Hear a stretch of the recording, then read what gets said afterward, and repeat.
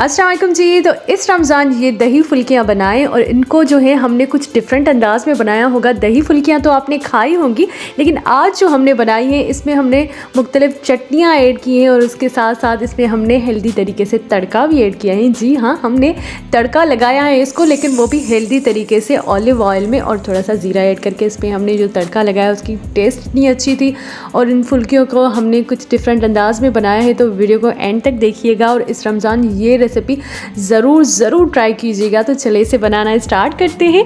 बिस्मिल्लाहिर्रहमानिर्रहीम। तो यहाँ पर हमने 1 कप बेसन का लिया, 2 टेबलस्पून गंदम का आटा ऐड किया, इसमें wheat flour, 1 teaspoon red chilli powder, salt according to taste, half teaspoon ज़ीरा, half teaspoon coriander powder, 1 pinch of मीठी सोडा, 1 टीस्पून चिली फ्लेक्स इसमें हम ऐड करेंगे और थोड़ा थोड़ा पानी ऐड करते जाएंगे और इस पेस्ट को अच्छे तरीके से हाथ की मदद से आपको मिक्स करना है।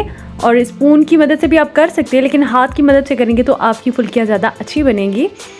ठीक है जी, तो पानी ऐड करते जाए, उसको इस तरीके की जो है हमने पेस्ट बना लेनी है। अब जी हम इसकी दही तैयार करते हैं। यहाँ पर आप किसी भी ब्रांड की दही ले सकते हैं। तो यहाँ पे हमने ली है हाफ़ kg दही, 1 टीस्पून चीनी, सॉल्ट अकॉर्डिंग टू टेस्ट। चीनी से आपकी दही का फ्लेवर बहुत ही अच्छा आता है, तो आप जब भी दही बड़े बनाएं, दही फुल्कियाँ बनाएं, उसमें थोड़ी सी चीनी ऐड किया करें। और इसको जी हम अच्छे तरीके से फेंट लेंगे दही को, और थोड़ा सा हम इसमें पानी भी ऐड करेंगे।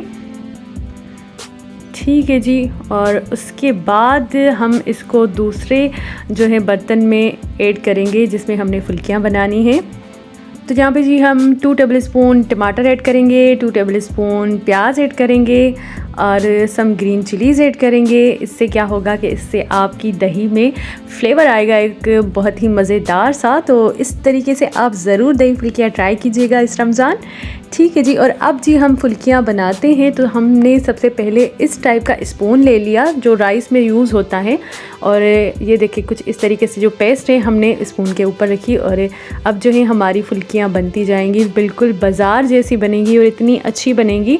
आप इसको ज़रूर ट्राई कीजिएगा, बहुत ही मज़े की बनती है। और इसको आप फ्रीज़ भी कर सकते हैं, तकरीबन 1 मंथ के लिए आप इसको फ्रीज़ कर सकते हैं। तो आप रमज़ान में इसे ज़रूर ट्राई कीजिएगा। ठीक है जी, तो देखें इस तरीके से हमने फुल्कियाँ बनानी है स्पून की मदद से। और जब ये गोल्डन ब्राउन हो जाएंगी तो हम इसको पानी में निकालेंगे, जैसे हम दही बड़ों के साथ करते हैं। ठीक है जी, तो ये देखिए ये गोल्डन हो रही है।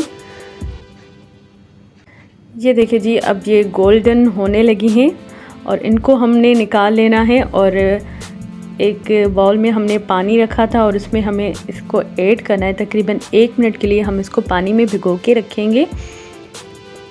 ठीक है जी, आप चाहें तो डायरेक्ट दही में ऐड कर सकते हैं, लेकिन इसमें ऐड करने का मकसद ये है कि आपकी जो दही फुल्कियां हैं ना वो फूल जाएंगी बहुत ज़्यादा। इस वजह से हम इसको पानी में ऐड करेंगे। उसके बाद जी हम इसको दही में ऐड करेंगे।